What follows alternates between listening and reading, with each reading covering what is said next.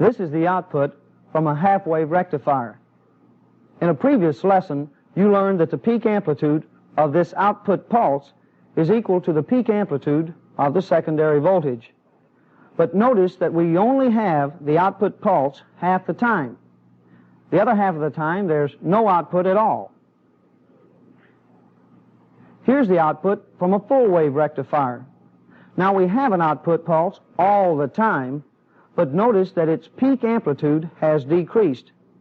This is because the full-wave rectifier uses a center-tapped transformer, making each output pulse only 1/2 as large as the peak voltage available from the transformer secondary.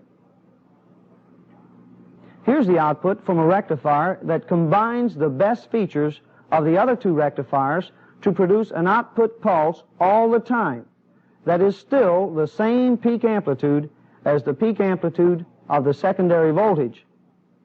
It's called the bridge rectifier and is the subject of this lesson.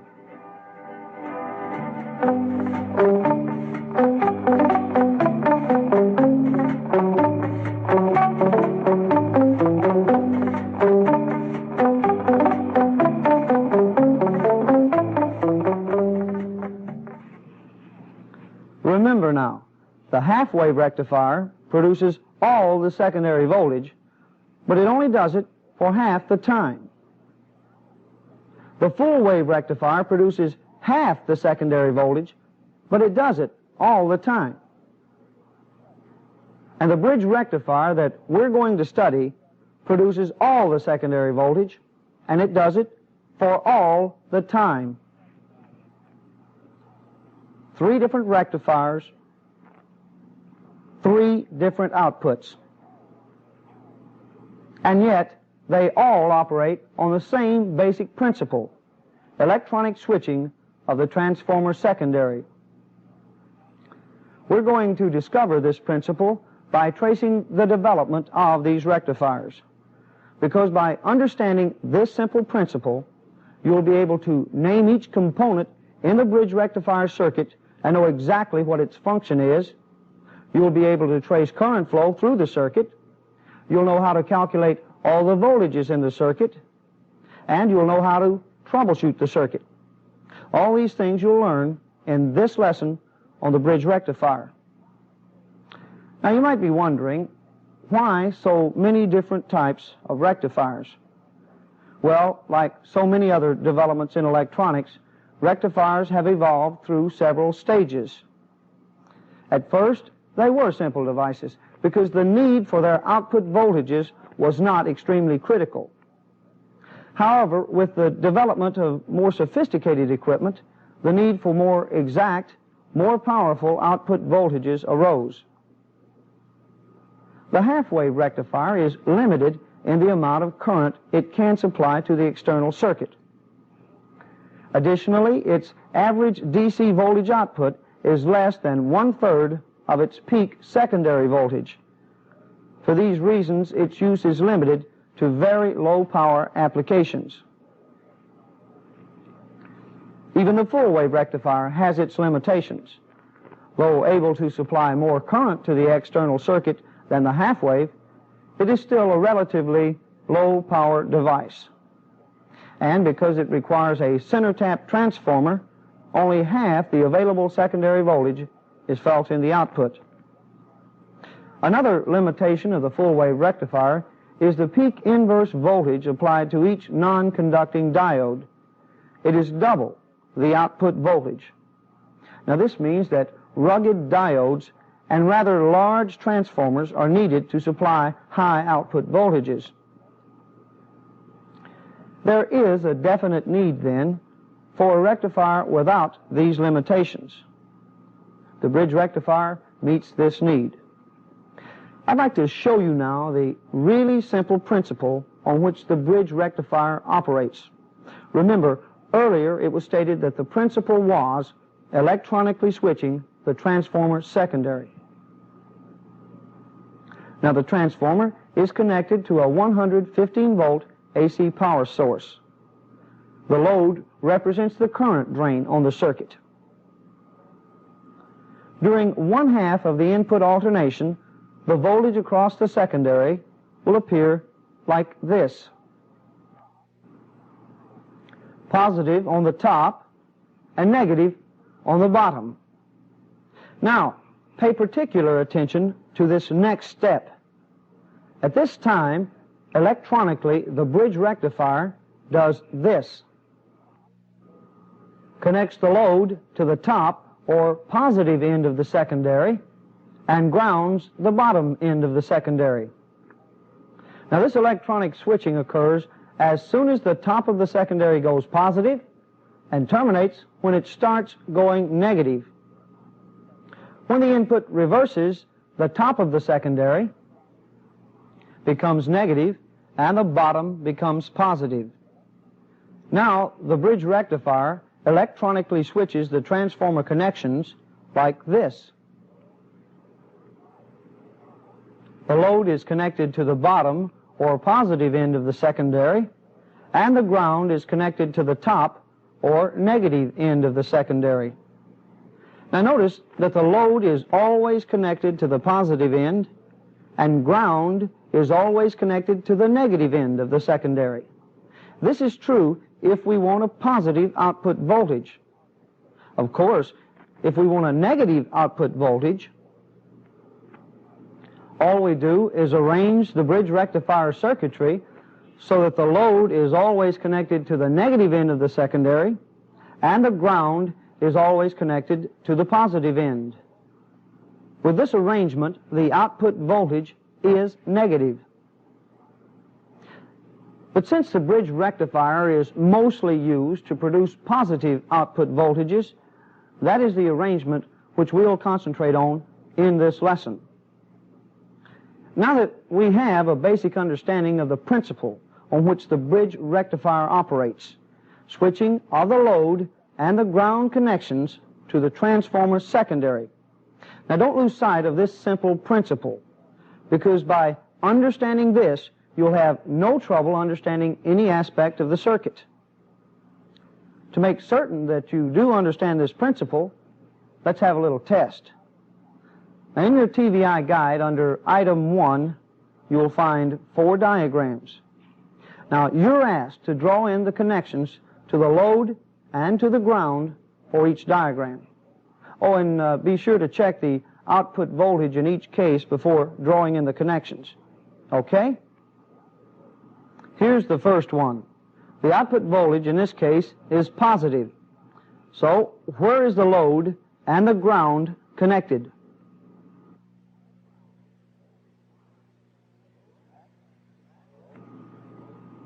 That's right. The load is connected to the positive end of the secondary, and the ground is connected to the negative end.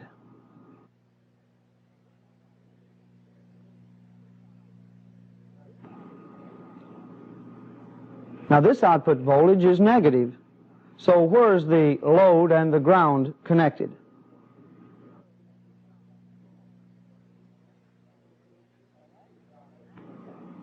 To produce a negative output voltage, the load must be connected to the negative end of the secondary, and the ground must be connected to the positive end. Now you do the next two on your own.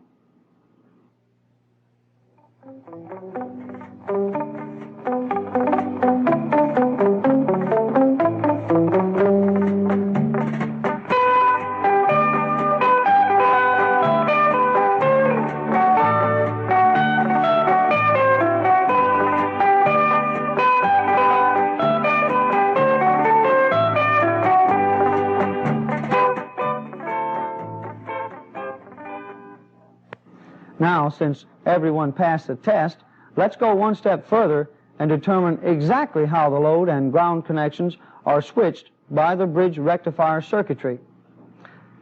Here's a mock-up that'll give you a little better understanding of how this occurs. Actually, there are 2 switching actions that occur on each alternation of the input. This switch changes the load connections from the top of the secondary to the bottom of the secondary. And this switch connects the ground to the other end. As you can see, they work together. When the load is switched to the top of the secondary, the ground is switched to the bottom of the secondary.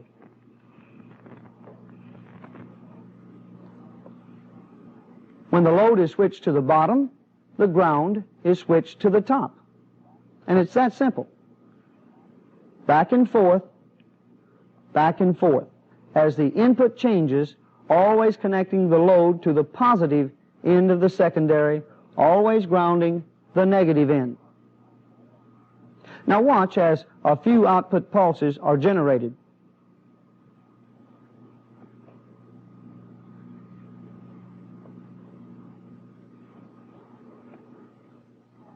Notice that the output voltage is positive. This is because the load is always connected to the positive end of the secondary, and the negative end is always grounded. Of course, a mechanical switch like we used is not suited to the rapid changes of the AC voltage, so an electronic switch is used. The solid-state diode is the electronic switch. As you know, the diode will conduct in one direction only. When a positive is applied to the collector and a negative to the emitter, current will flow. The diode is said to be forward biased. With negative on the collector and positive on the emitter, the diode is reverse biased and current will not flow.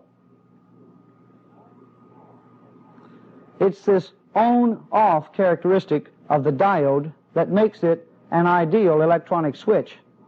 So let's now determine exactly how the diode is used in the bridge rectifier to accomplish the electronic switching of the load and the ground connections.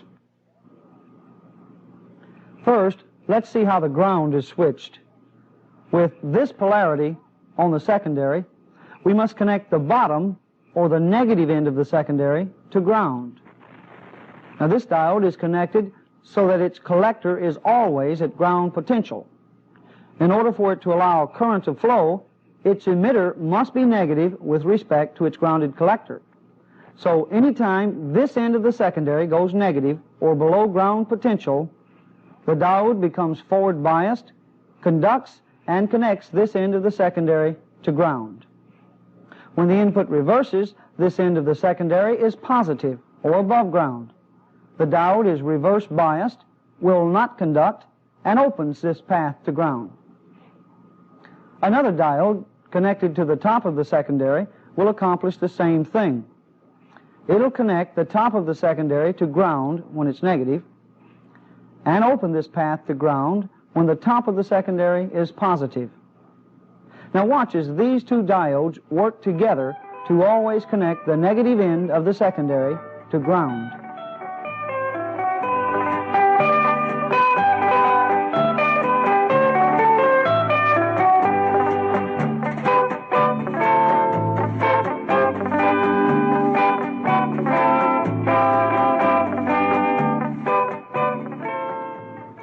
Now that's one of the two switching actions necessary to the operation of the bridge rectifier, switching of the ground connection.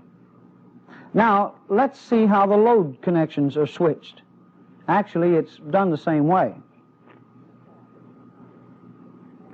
This diode will conduct any time the top of the secondary is positive and connect the load. This diode conducts when the bottom of the secondary is positive and connects the load. Now watch as all four diodes work together to electronically switch the ground and the load connections to the secondary. With positive on the top and negative on the bottom of the secondary, CR4 conducts to ground the bottom end. At the same time, CR2 conducts to connect the load to the top end. Both CR1 and CR3 are reverse biased and will not conduct. Current flows in this direction up through our sub-L, producing a positive output voltage for the load. When the input reverses, CR1 becomes forward biased, conducts, and grounds the top of the secondary. CR3 conducts to connect the load to the bottom end. Current flows in this direction, still up through R sub L, still producing a positive output voltage.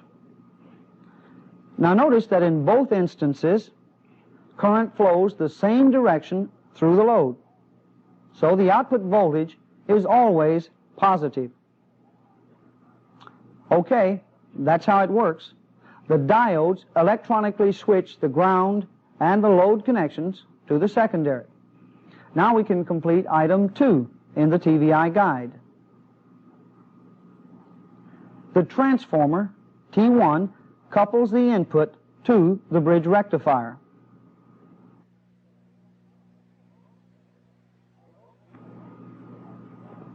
The load resistor, R sub L, develops the output voltage.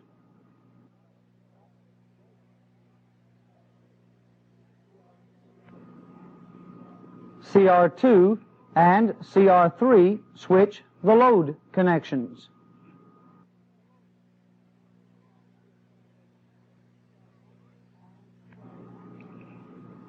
And CR1 and CR4 switch the ground connections. Now, let's complete item 3 in the TVI guide. Show the path and direction of current with this polarity on the secondary. All right, from the negative end of the secondary, then up through CR4 to ground, then from ground up through R sub L, and on up through CR2 and on to the positive end of the secondary.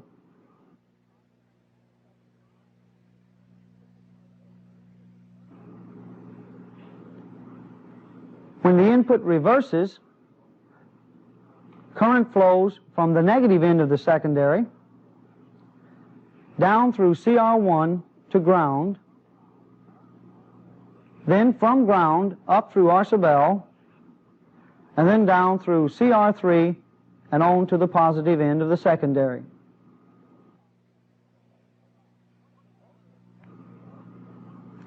Okay, what have we learned now about the bridge rectifier?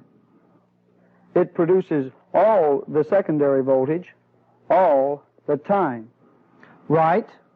This is accomplished by electronically switching the ground and load connections to the secondary. Correct. And remember, the electronic switching is accomplished by 4 diodes.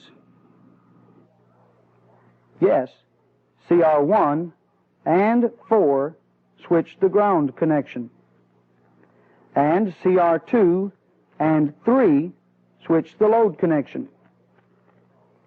They all work together to cause current to always flow the same direction through the load. This provides an output that is all positive. Very good. You're a good student.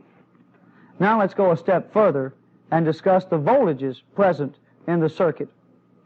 Remember, earlier we stated that if you understood the principle on which the bridge rectifier operates, you'd have no trouble calculating any voltage in the circuit. Now, I'd like to show you exactly why. With the load always connected to the positive end of the secondary, and ground always connected to the negative end, couldn't we simplify this and say that the load is always in parallel with the secondary? Look at this.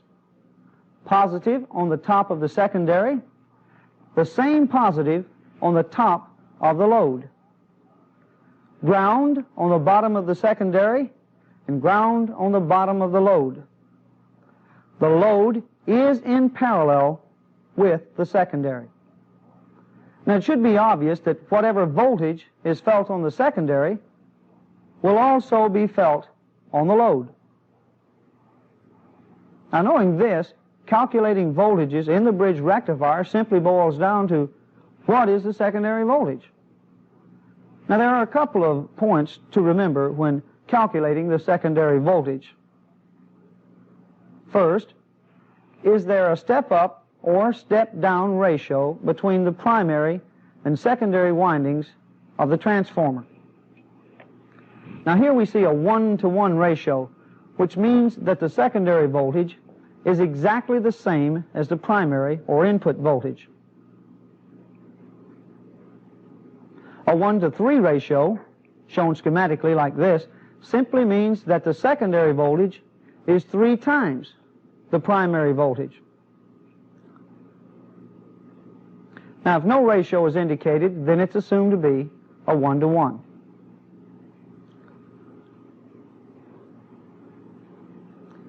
The second point to remember is this. When converting from primary voltage to secondary voltage by multiplying with the step-up ratio, the secondary voltage only changes in amount. Now, if the input is given in its effective value, then the secondary voltage will also be in its effective value. If the input is given in its peak value, then the secondary will be determined in its peak value. So the first thing to do in calculating any voltages in the circuit is to use the transformer ratio, if any is indicated, and then determine the secondary voltage. Once you've determined the secondary voltage, it's simply a matter of using the right formula to determine any voltage value in the circuit. For example, here's the formula used to convert effective voltage into peak voltage. E peak equals E effective times 1.414. These and other formulas you'll need to learn are shown under item 4 of your TVI guide.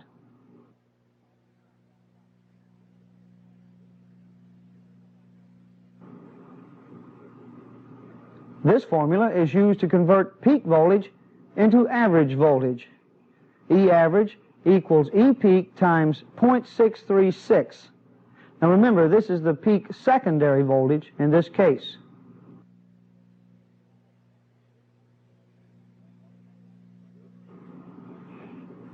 Here's the formula used to convert effective voltage to average voltage. E average equals E effective times 0.9.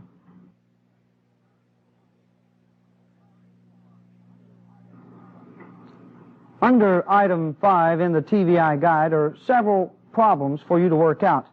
Now, I'll work the first one along with you, and then you can do the others after the lesson is over. Now, this first problem indicates only the input voltage, 115 volts RMS.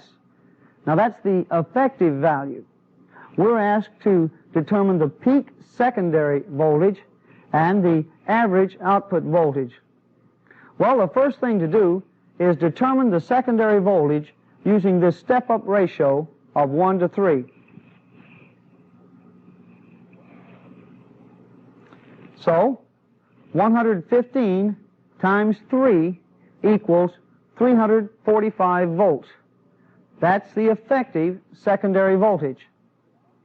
Now we can convert the effective voltage to peak voltage.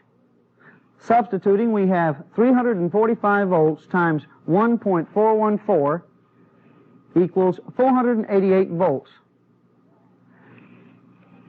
And that's the peak secondary voltage.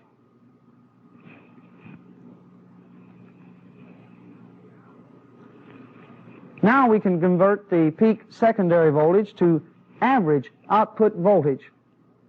Substituting and working the problem out shows that the average output voltage is 310 volts. Now we could have converted the effective secondary to average using this formula, but you see the answer is still the same, 310 volts. Another voltage to be considered is the peak inverse voltage present in the circuit. This, you'll recall, is the voltage that's felt across the non-conducting diode or diodes in the reverse direction, from collector to emitter.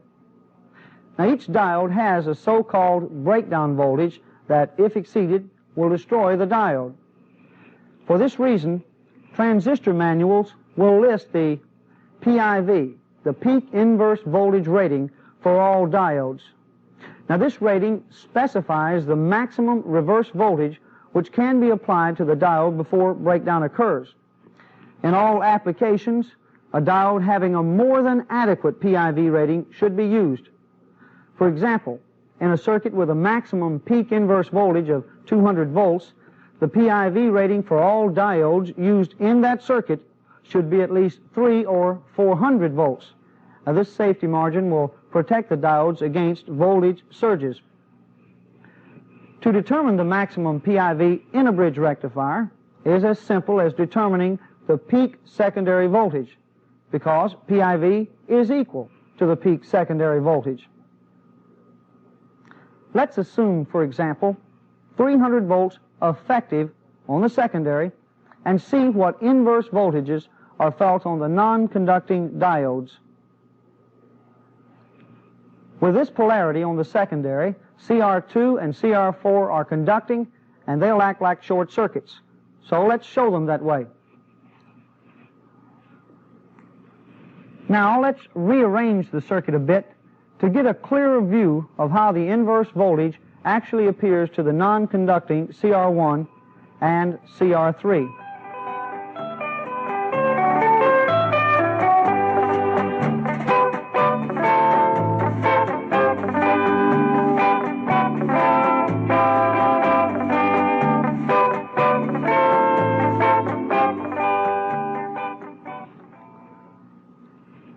Actually, T1, CR1, CR3, and R sub L are all in parallel.